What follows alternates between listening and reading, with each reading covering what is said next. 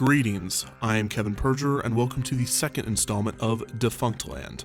For background/context on this series, be sure to visit thepurge.com with the link below. Today we will be attempting to resurrect Disney's 80s teenage nightclub, Videopolis. This venue was open in Disneyland's Fantasyland from 1985 to 1989, and it was a fairly unique attraction for a Disney park, so let's explore its history. If you remember the last installment of Defunctland, you will recall that when Michael Eisner became the CEO of Disney in 1984, he desperately wanted to appeal to teenagers. At that very same time, an Imagineer named Steve Carroll had coincidentally been developing an idea that would fit Eisner's agenda perfectly. Carroll claims that he wrote his idea for a teenage dance club on the back of a placemat at a Chinese restaurant, and the original concept was for a club called Galaxy to be located at the Tomorrowland stage.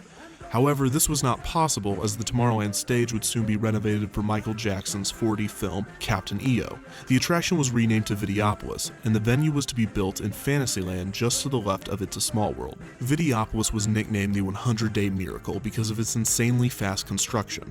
Carroll claims the designers had their first meeting on February 14, 1985, and were able to complete the project in record time.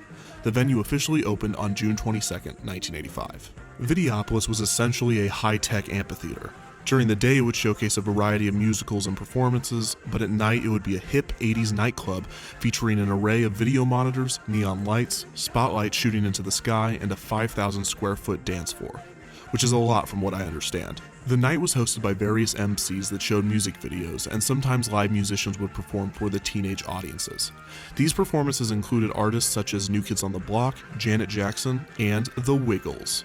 Okay, they didn't perform for the teenagers, but they still performed there. Videopolis was also home to a snack bar called Yums that served food to the kids. Along with the opening of Videopolis, a new season pass to Disneyland was introduced, allowing guests to enter Disneyland any night after 5 p.m., for only $40 too, which is a bargain. With inflation, that's around $90 for a conditional season pass. Compare that to Disneyland's new price of $124 for just one day now.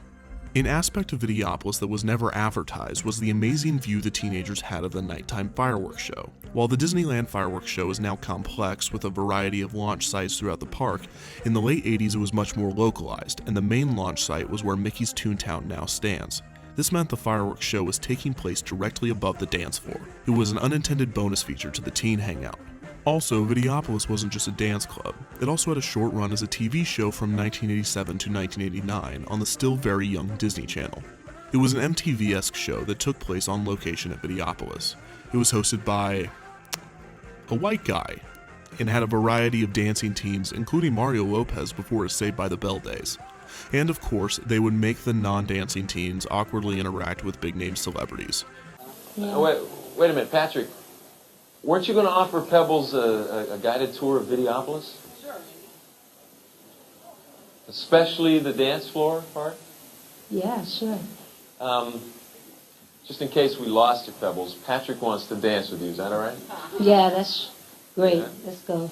The show ended around the time that the dance club closed. So that was Videopolis. While unique for a Disney park, the idea seemed to be, at the time, a direct ripoff of rival park Knott's Berry Farm, Studio K, and Cloud 9 teenage nightclubs. These had opened a year prior to Videopolis' opening, and they had basically the exact same concept. This actually caused a cultural rift in the Los Angeles teenage scene in the late 80s, with the wealthier teens going to Videopolis, while the less fortunate went to Knott's Berry Farm. The latter, on the other hand, became more beloved for this very reason. Studio K and Cloud 9 were looked at as much more tubular due to their accessibility, and also from the fact that it wasn't at Disneyland, which by design emits an aura of immaturity. Another social issue that Videopolis found itself involved in was their exclusion of same-sex dancing. This is kind of a weird issue for a few reasons. First, in 1980, two 19-year-olds were forced to leave Disneyland because they were engaged in, quote, homosexual fast dancing. They sued, and 4 years later, the court agreed that their rights were being infringed upon by the park. At first, it seemed that this meant that gay couples would be allowed to show affection at the happiest place on earth. However, Disney claimed after the case that they were still allowed to ban same-sex dancing, and that the precedent set by the decision only applied to the two men in it, which is just crazy. Then things got even weirder, because in 1985 when Videopolis opened, they dropped the ban on same-sex dancing, but it wasn't because of the court case. When asked about it, Disney representatives were adamant that their interpretation of the court case was correct, and that their decision to allow it was unrelated. Then things got even weirder because Disney explained their reasoning for not allowing same-sex couples to dance in the first place, and that it was not necessarily because some of their guests were homophobic, but instead that they, quote, didn't want to have two women dancing and have some guy go out and hassle them. Which sounds like a load of crap, because it is in fact a load of crap.